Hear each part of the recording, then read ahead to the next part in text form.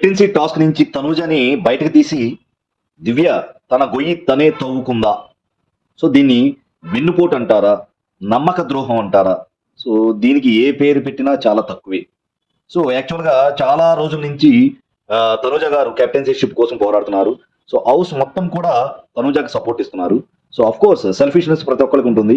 So ఎమాన్యుయల్కి ఉన్న selfishness ఎమాన్యుయల్కి ఉంటుంది. So దాన్ని ఆసరాగా తీసుకొని దివ్య సో డెఫినెట్గా తనూజకి వెన్నుపోటు పొడిచిందని చెప్పాలి.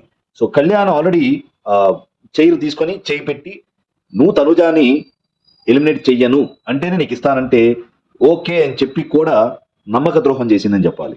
సో వెంటనే ఎమాన్యుయల్ గారు ఉన్నారు కాబట్టి నేను ఎమాన్యుయల్ గారిని సేవ్ చేయాలంటే కంపల్సరీగా తనూజాని ఎలిమినేట్ చేయాలి అంటే అదే కెప్టెన్సీ టాస్క్ నుంచి ఎలిమినేట్ చేయాలి అని చెప్పడం ఎంతవరకు కరెక్ట్.